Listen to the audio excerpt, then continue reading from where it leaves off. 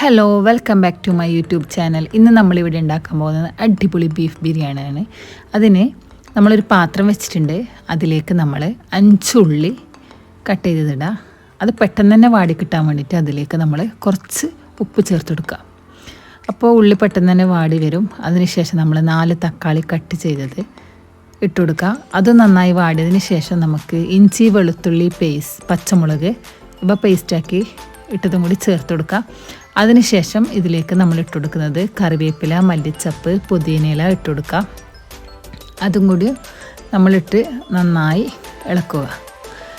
അതൊന്ന് വാടിയതിന് ശേഷം നമ്മൾ ഇതിലേക്ക് ഒഴിക്കുന്നത് കുറച്ച് തൈരാണ്, അധികം പുളിയില്ലാത്ത തൈരാണിത്. അതും കൂടി ചേർത്ത് ഇളക്കുക. ഇനി ഇതിലേക്ക് നമുക്ക് പൊടികൾ ചേർക്കാം. ആദ്യം തന്നെ ഇതിലേക്ക് വേണ്ടത് 2 സ്പൂൺ കുരുമുളക് പൊടി, 1.5 സ്പൂൺ ഗരം മസാല, 1/2 സ്പൂണ് മഞ്ഞൾപ്പൊടി. ഇതും കൂടി ചേർത്തിട്ട് നമുക്ക് നന്നായി ഇളക്കാം. അതിൻ്റെ ഒരു ചെറിയ പച്ചമണം കൂടി മാറണം. അതും കൂടി ഇട്ടിട്ട് നമുക്ക് നന്നായി ഇളക്കി കൊടുക്കാം. ഇനി ഇതിലേക്ക് ചേർക്കുന്നത് ഉപ്പും കുരുമുളകും ഇട്ട് വേവിച്ച് വെച്ച ബീഫാണ്. അതും കൂടി ഇട്ട് നമുക്ക് എല്ലാം ഒന്ന് ഇളക്കാം. ഇനി നമുക്കിതിലേക്ക് വേണ്ട റൈസ് തയ്യാറാക്കാം.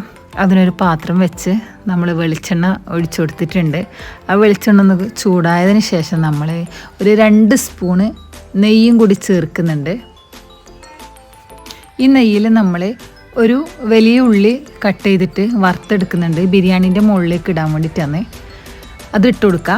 അത് ഇട്ട് കൊടുത്ത് നല്ല ഒരു ഗോൾഡൻ ബ്രൗൺ കളർ ആകുമ്പോൾ നമുക്ക് അത് കോരി മാറ്റാം. അതിനുശേഷം നമുക്കിതിലേക്ക് വേണ്ടത് അണ്ടിപ്പരിപ്പാണ്.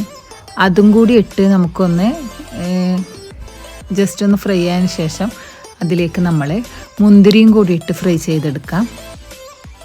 അങ്ങനെ ഇതെല്ലാം നമ്മൾ വറുത്ത് കോരി മാറ്റിയിട്ടുണ്ട്.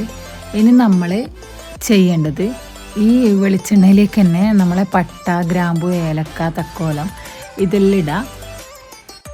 ഇനി നമ്മൾ ഇതിലേക്ക് ചേർത്ത് കൊടുക്കുന്നത് 7 ഗ്ലാസ് ചൂടുവെള്ളമാണ്. അതൊന്നും കൂടിയും ചൂടായതിന് ശേഷം അതിലേക്ക് ആവശ്യത്തിനുള്ള ഉപ്പും 1 സ്പൂണ് പനിനീരും ചേർത്ത് കൊടുക്കുന്നുണ്ട്. അതിനുശേഷം നമ്മൾ ഇതിലേക്ക് 5 ഗ്ലാസ് അരിയാണ് എടുത്തിരിക്കുന്നത്. അതും കൂടി ഇട്ട് ഇതൊന്ന് അടച്ചു വെക്കാം.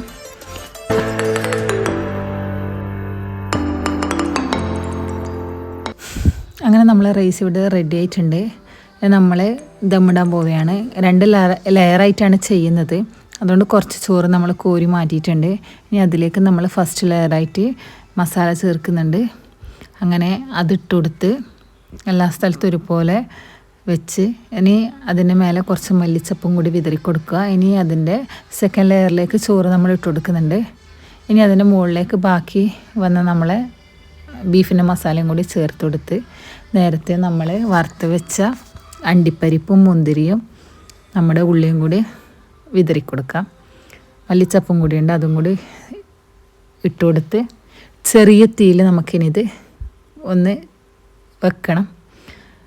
അങ്ങനെ ഒരു 5 മിനിറ്റോളം നമ്മളതുവരെ കാത്തിക്കാം. അതിനുശേഷം നമ്മുടെ ബിരിയാണി നല്ല അടിപൊളി ബീഫ് ബിരിയാണി സെറ്റായിട്ടുണ്ട്. നമുക്കിതിന് സെർവിങ് പ്ലേറ്റിലേക്ക് മാറ്റാം. എല്ലാവരും ട്രൈ ചെയ്ത് നോക്കുക. അടിപൊളി ടേസ്റ്റാണ്. പിന്നെ നിങ്ങളെ ഫീഡ്ബാക്ക് അറിയിക്കുക, സപ്പോർട്ട് ചെയ്യുക. വീണ്ടും ഒരു വീഡിയോ ആയിട്ട് നമുക്ക് കാണാം.